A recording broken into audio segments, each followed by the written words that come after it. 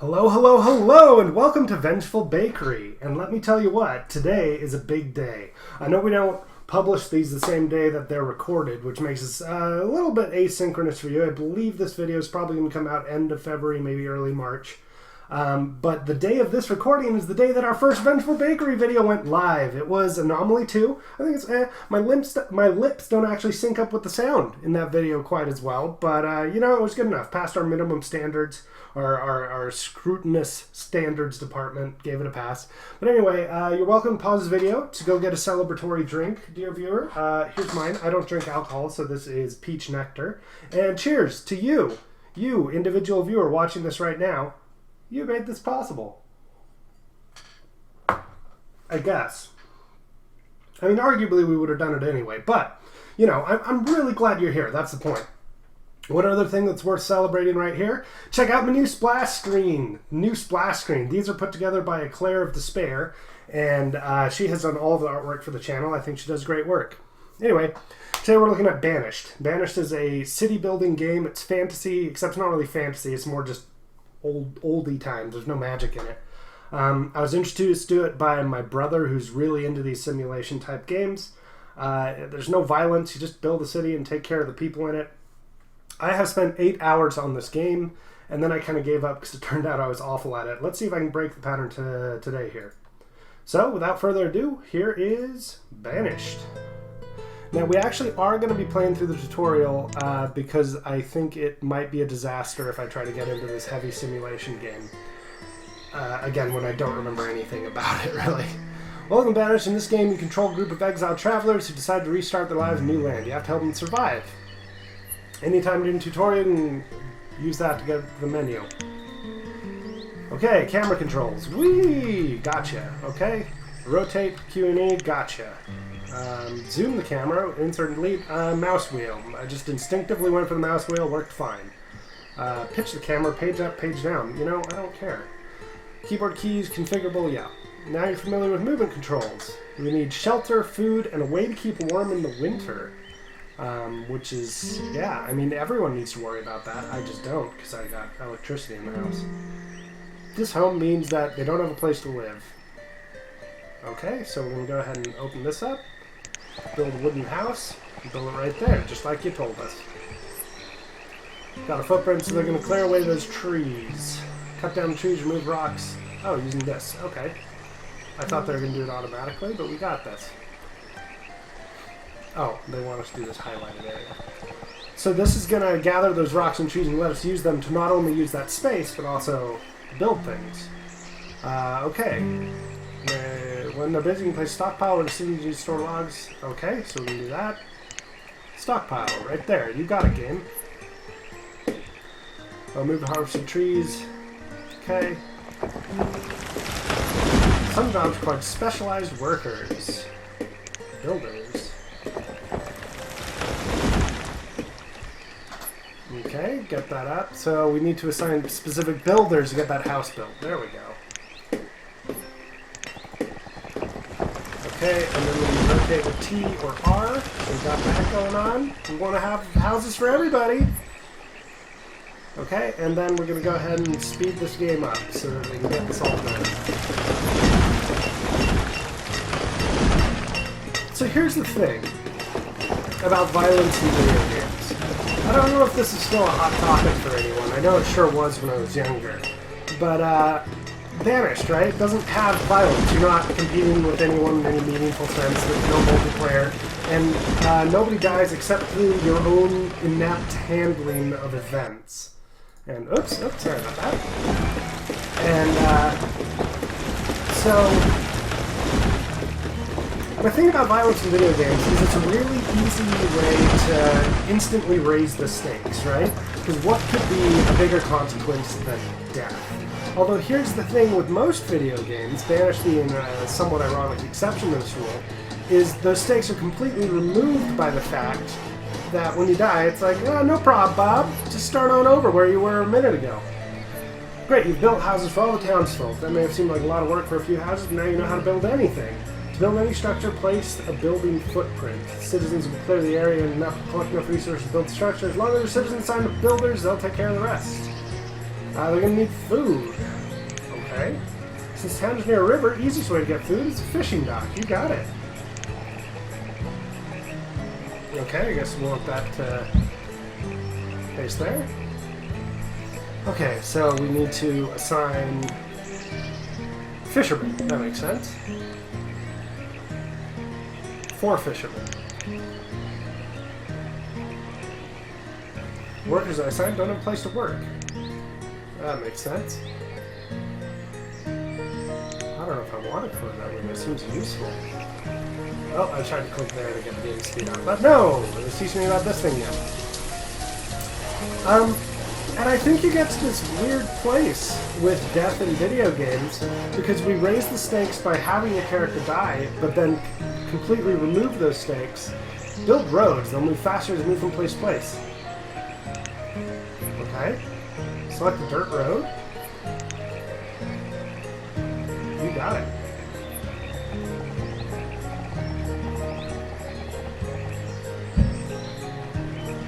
Same builders that construct buildings will prepare the road for use. After they build possession, they'll move faster on roads.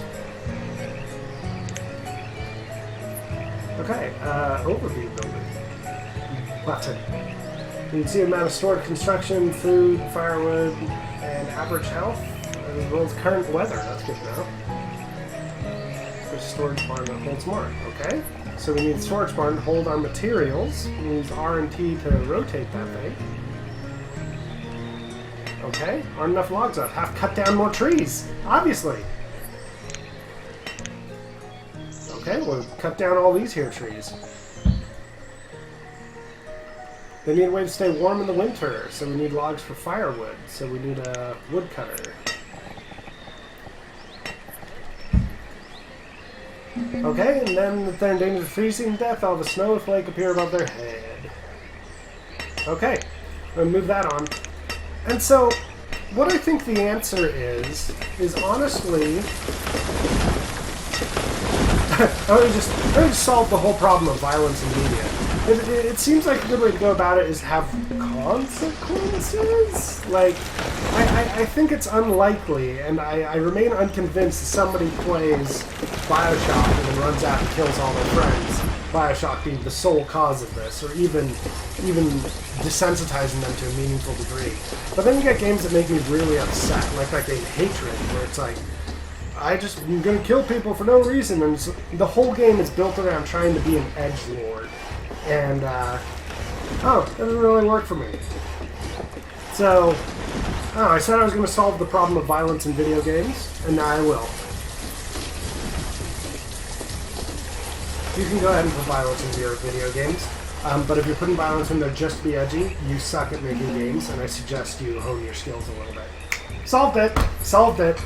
So, Banished, it's a good thing we had this conversation during the Banished game, because Banished is obviously a hyper-violent death fest, with blood spattering on my screen all the time. Let's see, you can only assign workers using the profession tool, but you can change the number of workers. Click on the woodcutter building. Oh, okay. Got a woodcutter going. So he'll start chopping the wood. Now the storage barn is built. The cart that the people arrive with is no longer needed. You can remove it and anything else you need using destructive tools. Remove structure. Just the cart and anything around it. Okay? Let's get rid of that. Let's get rid of that cart. Just lick it. Some maintenance in Little X, small town like this, will survive for many years. Well, children will grow up, become workers, have children of their own. New houses can be built. The town can continue to expand. If at any point you need help, click here. Help tool. Oh, okay, and there's a wiki. That's always a terrifying sign, but pretty standard, pretty standard stuff when you're talking about simulation games. Okay, we're going back to the main menu. I mean, we probably got it, right?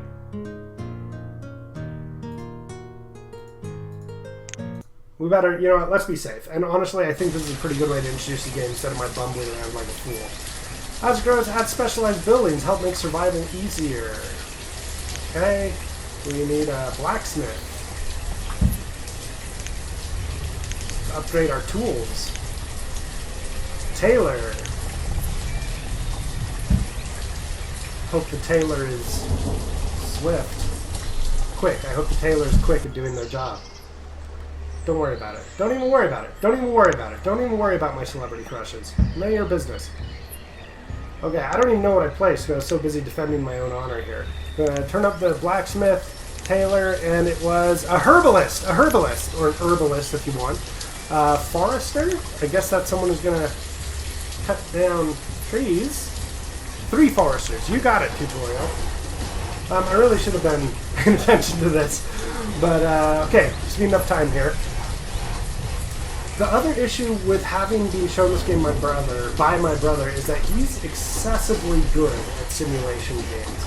Oh my goodness, my face has been covering up these tutorial tips. Don't worry, I got your back. I got your back. Check this out. We're going to go ahead and move my head. Just move it over there.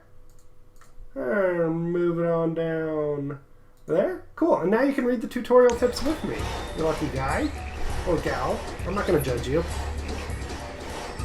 Specifically because I don't know. I have a little more hit of that peach nectar. Oh, okay.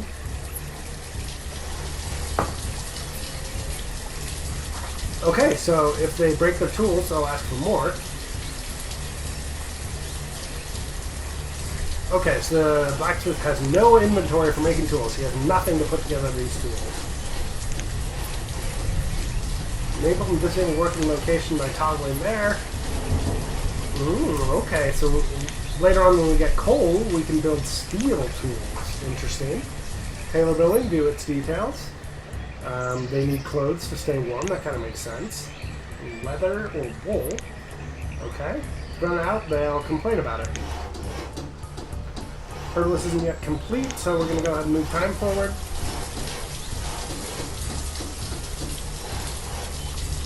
Yeah, so it's actually quite embarrassing the genocide that I've committed with my inability to govern. I look forward to seeing this video when I inevitably run for office. Click on the herbalist building, you got it. Okay, collect herbs from surrounding forests, help town health stay healthy there. Okay.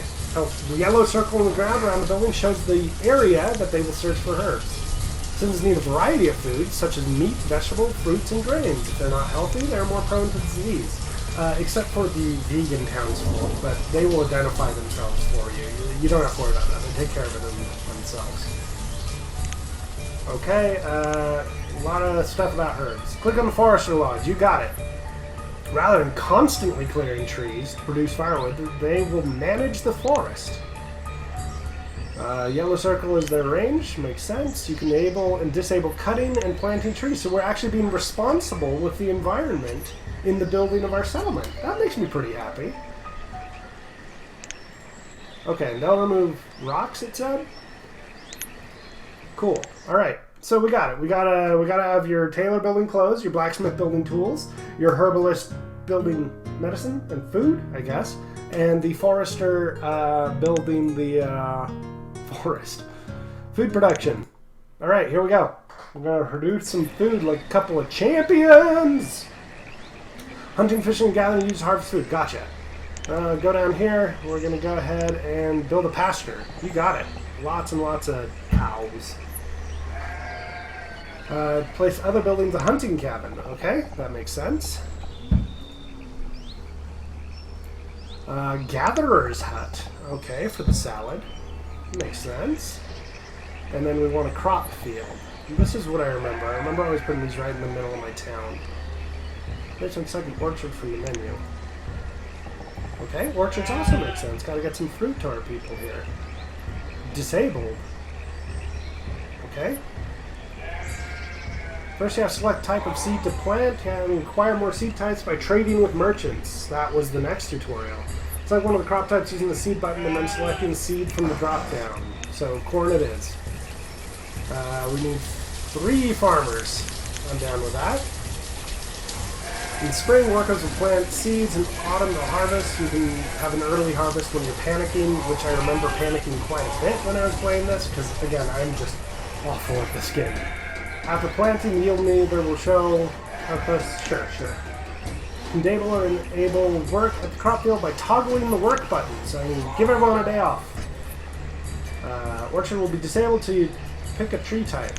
Apple. Apple it is. We want to get 6 farmers in there according to the tutorial.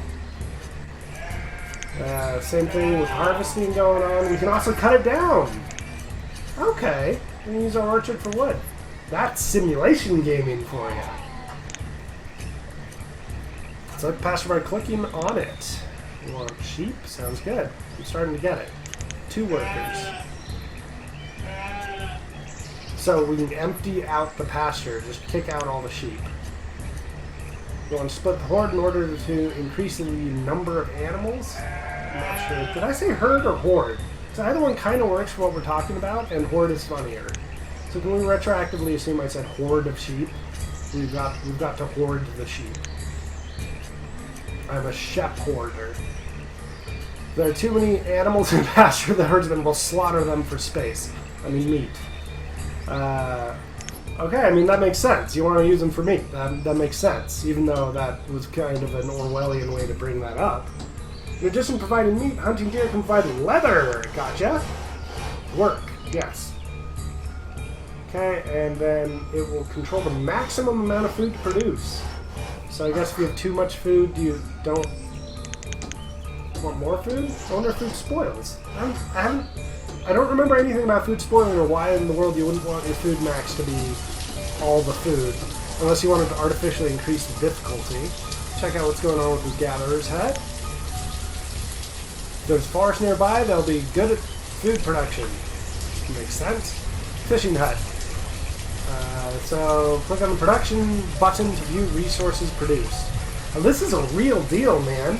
Like, this is a real simulation game. There's a million little buttons you can fiddle with. At some point, I look forward to getting to civilization, because I feel like that strikes a good... I'm not even reading these tips. It's telling me stuff I can do with the fish. You get it. Population grows, need to expand food production, keep citizens from starving. Since I moved my head, you can always pause the video and read those tooltips if you really wanted them. Increasing variety of food keeps citizens happy and healthy. Okay, and then finally, trade.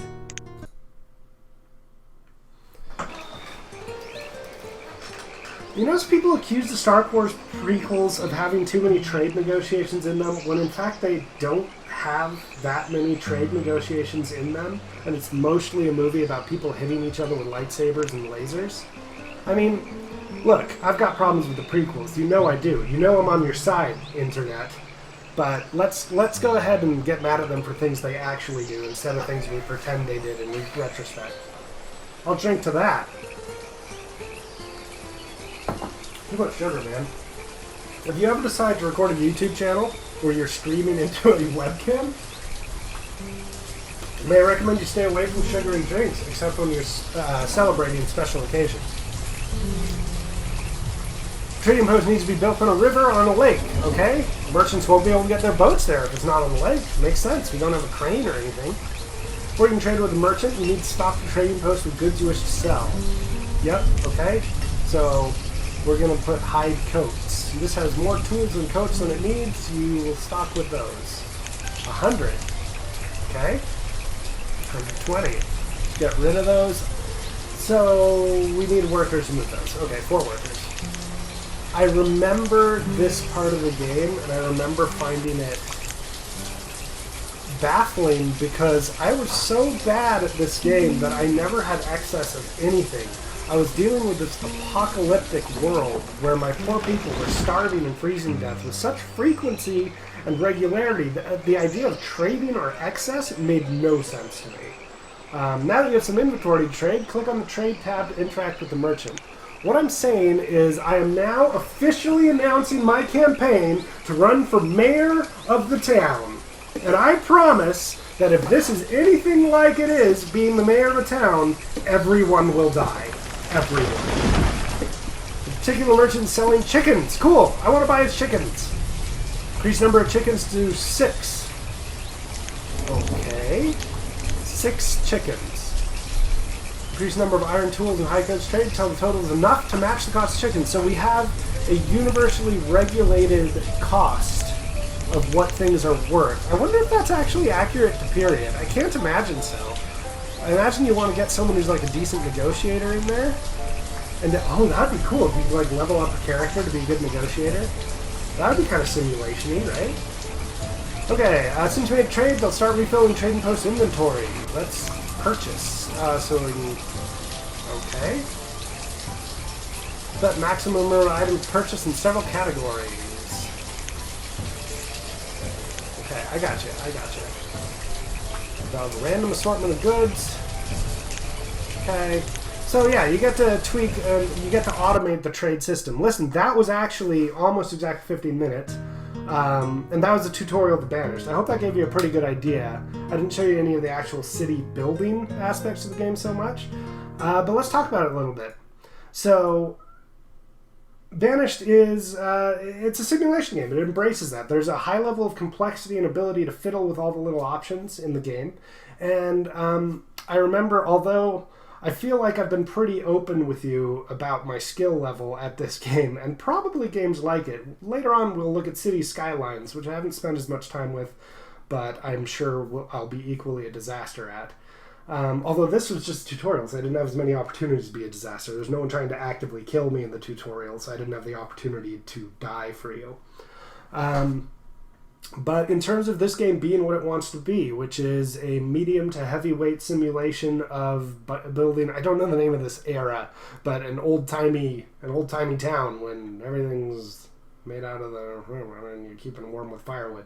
Anyway, at being that, and there's no magic, no dragons, this is not a fantasy game, it is a period piece. I'm pretty happy to give this game 10 strudels. I think it accomplishes its goal of being a simulation game. I remember, even though I was bad at it, I found it fairly relaxing, except for the genocide parts. Will I come back to this game? Yes, probably. I enjoy making little stories in my towns that all end in horrific apocalypses due to mismanagement. So yeah, I probably will spend a little more time in Banished. I enjoyed the 8 hours I spent there. I think I need someone like my brother hovering over my shoulder saying, this is why you're bad at this game. So hey, thanks so much for joining me. Give Banished a shot if you're into simulation city builder games, and I'll talk to you next time. Take care.